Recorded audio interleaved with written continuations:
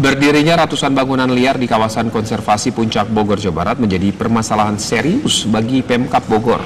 Dalam beberapa tahun terakhir, Pemkab Bogor pun gencar merobohkan villa ilegal yang berada di wilayah Puncak karena dianggap menyalahi aturan yang berlaku.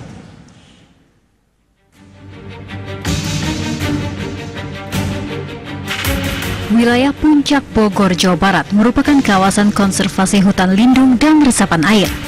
Ironisnya, fungsi tersebut telah berubah seiring maraknya bangunan-bangunan villa liar yang tiap tahun pembangunannya kian meningkat. Sebagai upaya menata kembali kawasan Puncak, pemerintah Kabupaten Bogor tak segan merobohkan villa-villa tak berizin tersebut. Seperti yang dilakukan pada tahun 2013 lalu. Ratusan villa liar yang melanggar tata ruang wilayah dibongkar menggunakan alat berat. Pembongkaran tersebut sempat mendapat penolakan dari sejumlah kelompok masyarakat, baik pemilik dan penjaga villa, yang kebanyakan sangat menggantungkan kehidupan ekonominya dari keberadaan villa.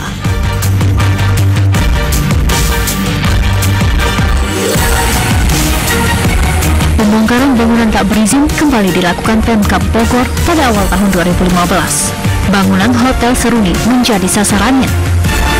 Namun, dari 12 bangunan yang seharusnya dibongkar, hanya 5 yang akhirnya dibongkar. Bahkan salah satu bangunan berupa kolam renang seluas 1 hektar yang masuk dalam pembongkaran justru dihibahkan kepada Pemkab Bogor. Menurut pengamat tata kota Yayat Supriyatna, selain dibongkar, sanksi hukum juga perlu diberikan. Tidak hanya bagi pemilik villa, namun juga bagi yang memberikan izin membangun. Ini kan sebetulnya bangunan kan tidak berdosa. Yang berdosa adalah pemilik bangunan dan mereka yang mengizinkan. Kalau begitu, untuk mencegah tindakan tidak terulang pada waktunya akan datang, berdasarkan Undang-Undang Penataan Ruang, siapa yang memberikan izin dan siapa yang melanggar izin, kenakan sanksi supaya ada efek jerah. Nanti dibongkar di sini, dia pindah ke tempat lain.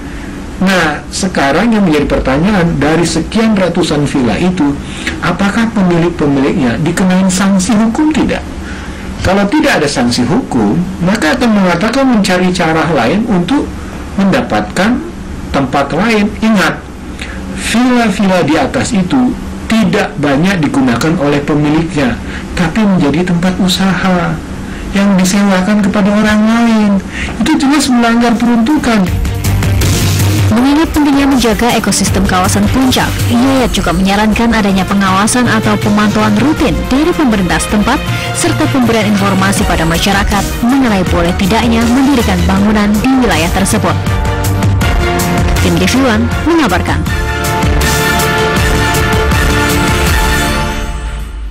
Kerusakan kawasan hutan lindung di kawasan Puncak dan sekitarnya sudah memprihatinkan. Banyaknya alih fungsi lahan konservasi di kawasan tersebut dianggap sebagai penyebab bencana alam. Manajer kampanye Wahana Lingkungan Hidup Indonesia atau WALHI, Edo Rahman, memperkirakan longsor yang terjadi di Kabupaten Cianjur ada kaitannya dengan alih fungsi hutan yang terjadi di kawasan tersebut. Menurut pandangan WALHI, dan saya kira kalau pemerintah, khususnya Kementerian Lingkungan Hidup dan Kehutanan, kalau tidak bertindak dari sekarang misalnya untuk taruhlah misalnya untuk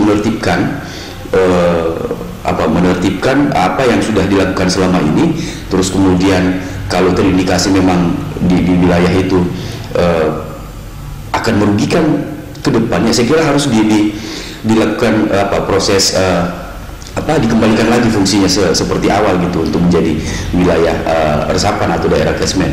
Karena itu sudah sangat fatal, karena sudah ada bencana longsor, terus kemudian sampai sekarang tidak mampu dilakukan penegakan hukum untuk kawasan-kawasan Puncak itu sendiri. Dan kalau itu dibiarkan, pasti akan ada bencana terus ke depannya. Harusnya pemerintah saat ini melakukan peninjauan kembali terhadap seluruh aktivitas yang ada di kawasan Puncak. Kejadian longsor tadi pagi misalnya itu sudah cukup memberikan gambaran bahwa daya dukung di kawasan tersebut sudah semakin menurun, dan saya kira harus pemerintah bertindak tegas untuk menertibkan kawasan itu dan kemudian mengembalikan fungsinya sebagai wilayah penyangga gitu.